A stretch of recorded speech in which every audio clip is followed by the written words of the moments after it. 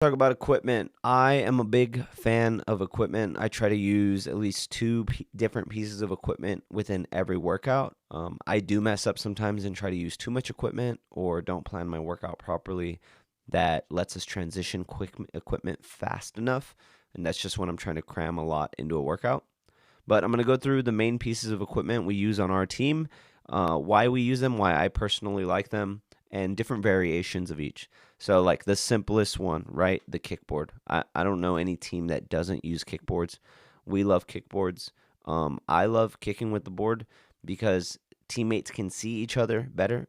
So, you get a little better competition out of athletes. Also, the kickboard can be used in different aspects as far as resistance or like an external reminder when you're doing certain things. So I think the kickboard is just a real versatile tool that you can use for a lot of different things. But we use kickboards. We use kickboards often. We also kick in a lot of different ways. So we don't just use kickboards for kicking. And kicking with a board isn't the only way we kick. And now my favorite piece of equipment is fins. And I don't just like fins because they make things easier. I like fins because they make things different and you can get a similar effect but different. And here's my example. So let's say you're doing 5 100s free, right? This is like aerobic work. You're going on the intervals 120 and your athletes are going about 110. Great. You're doing aerobic work where you're getting about 10 seconds rest. Good stuff.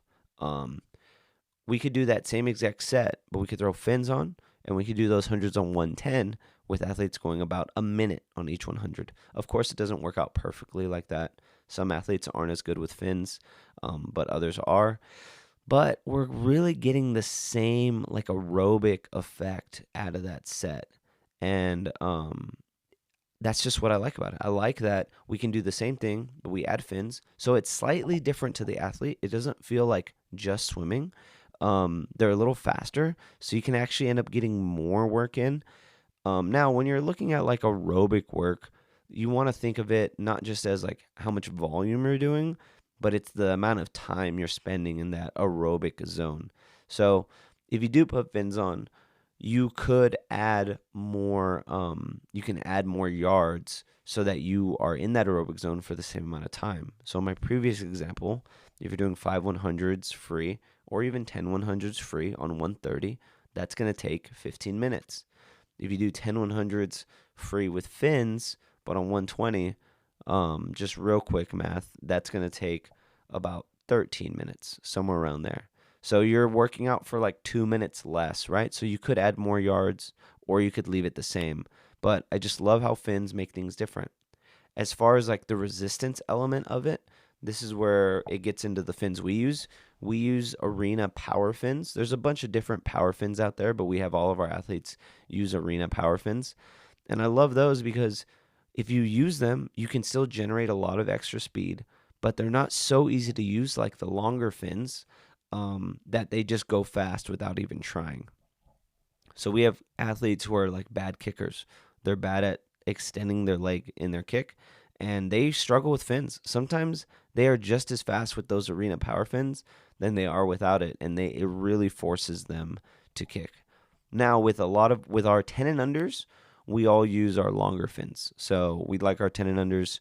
For them, the fins is like, can we help them make their technique better? So when you're learning butterfly, they don't feel like they're so deep in the water, and there's different technique elements. But fins, I love using them. I love throwing them in at the end of like 3 rounds of a set and just doing the last set with fins and keeping everything else the same. It's really great for underwater work, getting kids used to generating speed underwater, getting that underwater distance. Fins are a big one. If I could only keep one piece of equipment, like if I only one, it would 100% be fins. The next one's going to be paddles. I love paddles because of the resistance they put on the pool and how that affects our athlete's technique. So if there's too much resistance, then the athlete's technique will get worse.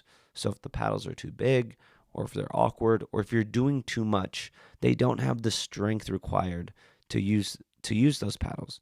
The only thing you got to be careful with paddles is if you overuse them, you will start getting some shoulder things. And that's just like a resistance thing. Think about in the gym, if you do too much weight for too many reps, you're going to start running into more fatigue, possibly injuries, right? But paddles are such a great way for athletes to feel their technique in a different way. And if you can build stronger neural pathways in a technique, whether that's a drill or just swimming technique wise, and do it under resistance, it's going to look better without resistance. So I look at paddles as resistance training, but it can be a very light resistance. And for a lot of athletes, that's really good. Like adding other major forms of resistance might feel like too much, but paddles can be really good for adding resistance to your workouts, getting a little more muscle recruitment, and better technique development, especially when we're doing things like single arm freestyle or backstroke with paddles. But paddles are probably my second favorite piece of equipment. Snorkels, we all have snorkels. All of our athletes, ages 8 to 18, they have snorkels in their bag. And what we use with our snorkels, the big thing about it is we do a lot of kicking with it. We call it posture kicking. So you're kicking in that straight body line. But I really love snorkels for the technique work we get to do.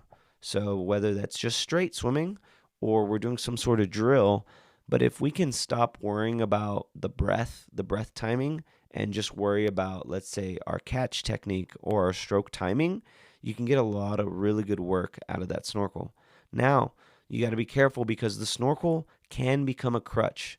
We kind of have a rule, especially with our older athletes, we don't do any max effort swims with snorkels, especially stuff that we're going for times for at practice, because then you're not really swimming in a realistic environment, right? You can't race with a snorkel on.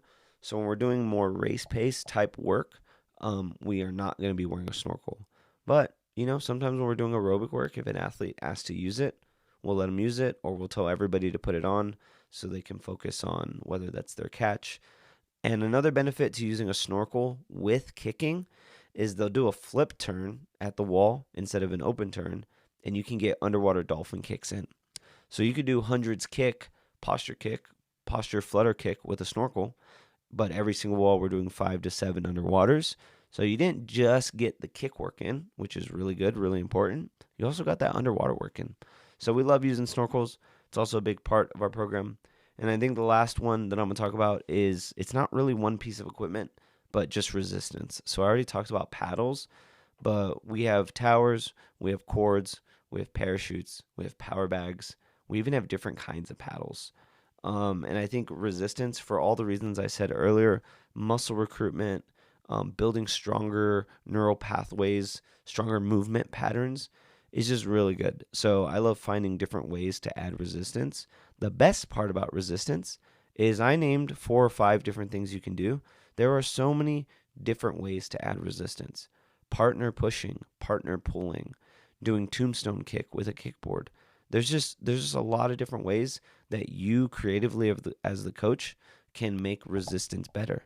A lot of teams use they use sponges, like they'll tie a sponge to the end of a rope that's tied around their waist, and you're dragging that sponge to the water. That is also resistance. It's similar to a parachute, but sometimes like the fancy equipment isn't everything you need. So I think I said that was the last one, but I have one more that we really love on our team. Swim bridge buoys. Some people call these kick out sticks, but it's essentially a foam buoy. If you've ever been on my Instagram or head over to Swim Bridge Buoys, their Instagram page, it's essentially a kick out stick, but it's a foam kick out stick, so it doesn't hurt you or anything like that. And for a lot of our kids, we put it like at the flags. And every single time you flip turn, do underwaters or open turn underwaters, you got to get past that buoy underwater. And what I love most about it, and this is like the best tool, the best thing you want to do, is it does the coaching for you. So if you're doing underwater work, you can stick those bridges in the water, and you don't have to constantly be yelling at your athletes to force them to do, hey, we said we're doing 9 underwater kicks every single wall. It's like, no, you just need to put that swim bridge buoy at about 8 yards out, and you have to get past the bridge. You have to get past that kick out stick. So those are my favorite pieces of equipment. This is how we use them, why we use them. Most of these things we don't keep. We have the athletes, kickboard, fins, snorkels, paddles. Athletes all need to have their own set of that. A lot of the resistance equipment, we have kind of a team sets for that because we're not always using those on a regular basis. But that's what we use on a daily basis. I would love to hear what you guys use or even just what your favorite piece of equipment is. Like I said before, mine is fins. So much versatility, so many different ways you can mix it up in your workouts, and so many added benefits, especially the power fins. I truly believe they make your kids' kicks stronger. I would love to hear what your favorite piece of equipment is. Until next time, let's go be better swim coaches.